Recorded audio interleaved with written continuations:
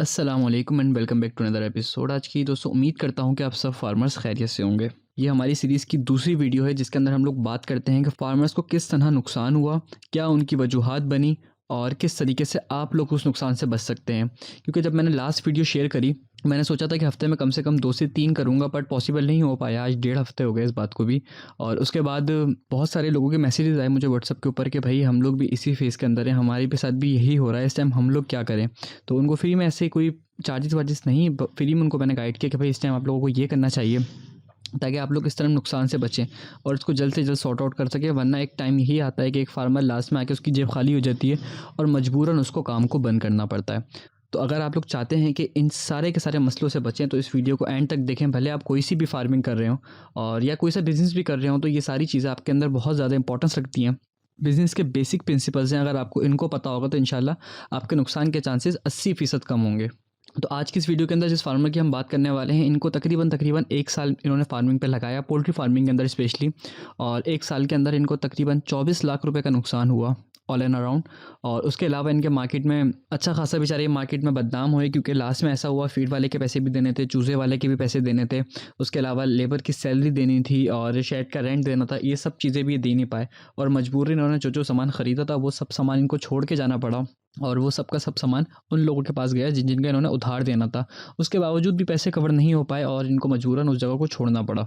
Video शुरू करने से पहले आप लोगों को मैं बताना चाहूँगा कि अगर आप लोग पोल्ट्री फार्मिंग सीखना चाहते हैं एक प्रोफेशनल बंदे से, और जिसके अंदर आपको बहुत सारी पोल्ट्री की बेसिक गाइडलाइन मिलेगी और जिसमें आपको पोल्ट्री कोर्स के साथ पोल्ट्री वीडियोस, जिसके अंदर आपको पोल्ट्री बुक्स भी मिलेंगी, तो आप हमारा कोर्स परचेज़ कर सकते हैं। बहुत ही मुनासिब अमाउंट में है, 4000 रुपीज़ का था, पर इस वीडियो के बाद जो भी मुझसे कांटेक्ट करेगा इंशाल्लाह उसका 3000 रुपीज़ का उसको वो कोर्स पड़ेगा। 8 से 10 घंटे का वीडियो बेस्ड कोर्स है। और अगर आप कोर्स के बारे में डिटेल में जानना चाहते हैं तो नीचे डिस्क्रिप्शन में वीडियो का लिंक है। उसके अलावा स्क्रीन पे जो नंबर व्हाट्सएप अवेलेबल है आप इसके ऊपर भी कॉन्टैक्ट कर सकते हैं। तो चलिए शुरू करते हैं आज की वीडियो। वीडियो 3 हिस्सों में डिवाइड है, जिसके अंदर पहला हिस्सा जो है वो मैनेजमेंट में इनसे क्या क्या गलतियाँ हुई, दूसरा हिस्सा जो बिजनेस प्रिंसिपल्स में इन्होंने अपनी गलती करी, तीसरा हिस्सा डिजीज़ को लेके। तो अगर मैं मैनेजमेंट की लेके बात चलूँ तो सबसे बड़ी जो इनकी मेन गलती थी वो यही थी कि इन्होंने ब्रूडिंग सही नहीं करी। ब्रूडिंग सबसे ज़्यादा इंपॉर्टेंस रखता है पोल्ट्री फार्मिंग के अंदर। अगर आपकी ब्रूडिंग अच्छी नहीं है तो उसके बाद आपका बर्ड आपको कभी भी प्रोडक्शन नहीं देगा। फॉर एग्जाम्पल आपके चूज़े को ठंड लग गई तो भी वो अच्छा परफॉर्म नहीं करेगा, या आपके चूज़े को at the age of brooding कोई भी किसी किस्म की कोई बीमारी आ गई तो उसके बाद वो फिर भी अच्छा परफॉर्म नहीं करेगा। और इनडायरेक्टली आपका प्रॉफिट उस वजह से बहुत ज़्यादा कम होगा। अब हुआ ऐसा कि इन्होंने जब ब्रूडिंग शुरू करी तो सबसे पहली गलती इन्होंने ये करी कि इनको लाइट का नहीं पता था कि लाइट देनी कितने टाइम है। उसके बाद इनको ये भी नहीं पता था कि पानी किस तरह देना है, मेडिसिन कौन सी देनी है, वैक्सीनेशन कौन सी देनी है, उसके अलावा फीड कितनी देनी है। जब इन्होंने फार्मिंग करी तो उसके तकरीबन 1.5 दिन के बाद मैं फार्म गया। इनके बाई चांस मेरा एक चक्कर लगा था, क्योंकि मैं भी उस टाइम करीब में ही फार्म लेना चाह रहा था। तो हुआ ऐसा कि इनका चूज़ा बहुत ज़ोर ज़ोर से चिल्ला रहा था, यानी कि मैं शेड से अच्छा खासा दूर था और मुझे एड्रेस सही समझ में नहीं आ रहा था। तो मैं चूज़े की आवाज़ की वजह से उस तरफ पहुंच गया। जब मैंने जाके देखा तो मैंने इनसे पूछा कि चूज़ा आज आया है क्या। चूज़ा तो कल आया था, पर उन्होंने पूछा कि ये बात मैं क्यों उनसे पूछ रहा हूँ। मैंने कहा चूज़ा शोर इतना कर रहा है शायद भूखा है। कह रहा है ये तो जब से आया जब से ही शोर कर रहा है। तो जब मैंने जाके देखा तो उन्होंने इतनी कम फीड डाली थी चूज़े को कि बेचारा भूख से जो ना परेशान हो रहा था। और उसके बाद जब मैंने इनको फीड डालने का कहा और फीड हमने अच्छी खासी डाल दी तो तकरीबन आधे घंटे के अंदर चूज़ा बिल्कुल खामोश हो गया और यकीन जाने सोने वाला हो गया बिल्कुल ही। यानी इतना उसको सुकून मिला, उसकी भूख इतनी थी। तो ये एक इनकी मेजर गलती हुई। फिर उसके बाद इन्होंने टेम्परेचर की गलती करी। बार बार टेम्परेचर में फ्लक्चुएशन अगर आएगी तो चूज़ा ऑटोमेटिकली डिस्टर्ब होगा। और उस वजह से हुआ क्या, इनके चूज़े को बुखार हो गया, जिसकी वजह से चूज़े की इम्यूनिटी डाउन हुई और फिर चूज़े की मोर्टेलिटी शुरू हुई। सेकंड, इन्होंने एक गलती करी कि वैक्सीनेशन शेड्यूल भी फॉलो नहीं करा। देखिए मैंने कोर्स के अंदर भी आपको वैक्सीनेशन शेड्यूल बहुत डिटेल में बताया है कि आपको मालूम पड़े कि वैक्सीनेशन शेड्यूल होता क्या है और ये किस तरीके से चेंज करना पड़ता है। बेसिकली इन्होंने जो काम शुरू किया ये उसी तरह लास्ट फार्मर की तरह इन्होंने काम शुरू किया था और मीट का काम शुरू किया था एंड ऑफ सर्दी। और हुआ ऐसा कि जब तक माल तैयार हुआ तो उस टाइम रेट इतना डाउन हो गया कि इन्होंने बेचा नहीं। और इन्होंने सोचा ये कि इसको मैं लेइंग पे ले जाता हूँ। अब और जिस टाइम इनका बट लेइंग पर आया उस टाइम गर्मियाँ थी। तो ये एक इनको डायरेक्टली एक बड़ा नुकसान हुआ। गर्मियों के अंदर हमारे कराची के अंदर स्पेशली तो लोग देसी अंडा पसंद ही नहीं करते। तो ऑटोमेटिकली आपके अंडे के जो प्राइसेस हैं वो बहुत ज़्यादा डाउन हो जाते हैं और आपकी फीड की कॉस्ट भी नहीं निकल रही होती। दूसरा मसला इनके पास आया एक बीमारी जिसका नाम कैनिबलिज्म है। ये एक ऐसी बीमारी है कि चूज़े की जो मैच्योरिटी एज में होती है, जब उसके हार्मोन चेंज हो रहे होते हैं उस टाइम ये बट के अंदर आती है। और इससे होता क्या है, बट बहुत ज़्यादा चिड़चिड़ा हो जाता है, वो हर चीज़ को ऊपर पिंच कर रहा होता है, हर चीज़ को वो काट रहा होता है और इस चक्कर में वो आपस में इतना ज़्यादा लड़ते हैं कि एक दूसरे को ज़ख्मी भी कर लेते हैं। या अगर एक चूज़े के गलती से भी कहीं से खून निकल आया, किसी चूज़े ने चोंच मारी उसमें खून निकल आया, तो वो उसको नोच-नोच के खा जाएँगे। और इस तरह इनका मैं आपको बताऊँ 8,000 में से तकरीबन 700-800 बर्ड बर्बाद हो गया। यानी हुआ ऐसा कि 300-400 तो बर्ड खा ही गया, पर उसके अलावा जो बर्ड था वो ज़ख्मी हो गया, टाँग टूट गई और इस तरीके से कहीं न कहीं से पर खा गए पूरा का पूरा। फिर इस तरह का बर्ड अगर एक दफ़ा हो जाए तो वो परफ़ॉर्म सही नहीं करता। उसको बहुत ज़्यादा मैनेजमेंट की उसकी ज़रूरत होती है, बहुत ज़्यादा केयर करनी पड़ती है, उसके बाद जाके वो बर्ड सही हो पाता है। तो इस चक्कर में बर्ड जब डिस्टर्ब हुआ तो बर्ड जो है उसमें बहुत ज़्यादा साइज़िंग आ गई। यानी कि एक बर्ड जो है वो तकरीबन 1.5 किलो का है और एक बर्ड 700 ग्राम का है, कोई बर्ड 800 ग्राम का है। जो मज़बूत बर्ड है वो मज़बूत से मज़बूत होता गया, जो कमज़ोर है वो कमज़ोर से कमज़ोर होता गया। रीज़न ये थी कि एक बर्ड है बेचारा बीमार, तो उसको आपको अलग करना चाहिए, आप उसको मेडिसिन, उसकी फ़ीड अलग से दो। पर वरना ऐसा होता है कि जो बर्ड एक्टिव होता है वो उसकी सारी की सारी फ़ीड खा जाएगा और वो अपना वेट गेन ले जाएगा। जब लास्ट में थोड़ी बहुत फ़ीड बचेगी, जब उसको थोड़ी सी जगह मिलेगी तब वो खाएगा और उस फ़ीड से उसका गुज़ारा नहीं हो पाएगा। तो इस तरह एक बर्ड 700 ग्राम का, एक 1500 ग्राम का है, तो जो 1500 ग्राम का बर्ड है वो अंडे देना शुरू कर देगा, ठीक है। और जो 800 ग्राम का जो 800 ग्राम का परिंदा है वो अंडे देगा ही नहीं, क्योंकि इनकी मैच्योरिटी डिपेंड करती है बॉडी वेट के ऊपर। जब तक इनका एक्चुअल वेट, जो डिज़ायर बॉडी वेट है वो नहीं आएगा, तब तक बर्ड लिंग शुरू नहीं करेगा। तो जब इनका बर्ड 6 महीने की एज में था तो उस टाइम भी इनके पास 30% प्रोडक्शन आ रही थी और तकरीबन 8-9 महीने की एज के अंदर जाके इनके पास एक प्रॉपर प्रोडक्शन आना शुरू हुई, जब तक इनको बहुत ज़्यादा नुकसान हो चुका था। उसके अलावा इनकी एक गलती ये भी थी, जैसे कि पिछले फार्मर की थी, कि रॉन्ग फार्म सिलेक्शन। इन्होंने जो फार्म की जगह सेलेक्ट करी थी वो बिल्कुल भी सही नहीं थी। आसपास बहुत ज़्यादा फार्म थे, बहुत ज़्यादा फार्म नहीं भी कहूँ तो 3 किलोमीटर के अंदर 2 फार्म थे। इसका सबसे बड़ा मसला यही हुआ कि जो उन फार्म के ऊपर बीमारी आई तो इनके ऊपर भी आई। इनके पास एनडी आई, इनके पास सीआरडी आई, इनके पास आईवी आई और ये उस टाइम पे उस तीनों के तीनों फार्म के ऊपर ये बीमारी थी। और पर इनका नसीब अच्छा था, ये काफ़ी देर तक उस जगह के ऊपर टिके, क्योंकि जैसे कि लास्ट वाला फार्मर था वो तो बहुत जल्दी चला गया था, तकरीबन 2-3 महीने के अंदर। उसके अलावा एक फार्मर यहाँ पर आया, वो 15-20 दिन में चला गया, यानी कि उसका 8,000 का 8,000 बर्ड ही मर गया सारा का सारा। और इतनी स्पीड से उनका बर्ड मरा और उनके साथ तो इतना बुरा हुआ कि जो दूसरे वाले फार्मर की मैं आपको बता रहा हूँ, जो 15-20 दिन में चले गए, उनको मालूम ही नहीं था कि फार्मिंग कैसे होती थी। उनके पास कुछ पैसे थे, रिटायर आदमी थे वो, उन्होंने कहीं से बर्ड परचेज़ किया और उसको ऑर्गेनिक फीड के चक्कर में रोड पे डाल दिया और आसपास जो फार्म की जगह थी उन्होंने 1-2 एकड़ ले ली, वहाँ पे उस बर्ड को छोड़ दिया और उस बर्ड के साथ बहुत बुरा हुआ। इंशाल्लाह उस पे भी एक डिटेल वीडियो आएगी। फिलहाल हम इन्हीं के ऊपर बात करते हैं। फिर जो इनके पास चौथा मसला आया वो आया मल्टीपल फीड्स। इनके पास जब पैसे एंड होना शुरू हुए, मैंने आपको बताया कि इनका प्लान जो था वो 2-3 महीने का ही था, कि 2-3 महीने का बट करेंगे और अंडा लेंगे और यानी कि इसका बॉडी वेट जो है वो पूरा करेंगे, उसके बाद इसको सेल आउट कर देंगे। पर जब मार्केट रेट बहुत कम था तो उन्होंने सोचा क्यों ना इसको अंडे पे ले जाएं, और जब अंडे पे लेके गए तो अंडे की मार्केट नहीं। अब एक बंदे ने अगर 3 महीने के हिसाब से सेटिंग करी है तो उसके पास फीड की भी उसी हिसाब से सारे के सारे खर्चे वर्चे होंगे। पर हुआ ऐसा कि जब आगे लेके गए तो इनके पास फ़ीड के पैसे शॉर्ट होने लगे, मजबूरन इनको उधार में फ़ीड लेनी पड़ी और जिस कंपनी से ये फ़ीड ले रहे थे उन्होंने उधार में नहीं दी, तो इनको जगह जगह से जहाँ से भी कहीं से मिलती उधार में ये फ़ीड उठा रहे थे मजबूरन, क्योंकि बट तो डेली के 2 बैग मांग रहा है, डेली की उसने 6,000 रुपये की फ़ीड खानी है। उस टाइम के ऊपर फ़ीड का रेट 3200-13,000 रुपये था, अभी तो 4,000 रुपये के तकरीबन पहुँच गया। तो उनको उस बट ने तो डेली खाना है, उसको तो कुछ फ़र्क नहीं पड़ता। तो इस चक्कर में कभी कोई फ़ीड कभी कोई फ़ीड, उससे होता ये है कि बट अपना जो बॉडी वेट बढ़ा रहा होता है उसमें बहुत ज़्यादा फ़र्क पड़ जाता है और उसको उस फीड पे स्विच होने में तकरीबन 2 से 3 हफ्ते लग जाते हैं। और यही वजह थी कि इनके बर्ड में साइजिंग थी। ये भी एक बहुत ज़्यादा इंपॉर्टेंट फैक्टर होता है कि अगर आपके बर्ड में साइजिंग है तो क्या पता आप उसको प्रॉपर न्यूट्रिशन नहीं दे रहे हो। इसके बाद इनका एक और मसला था, वो था ड्राइस का। और मैं समझता हूँ कि हर जो पोल्ट्री फार्मिंग करता है गोल्डन मिश्री की, उसमें से 80% जो न्यू फार्मर हैं वो ये गलती करते हैं। 80% नहीं तो मैं कहता हूँ 95% लोग ये फार्मर ये गलती करते हैं कि ऑर्गेनिक ट्राई करते हैं।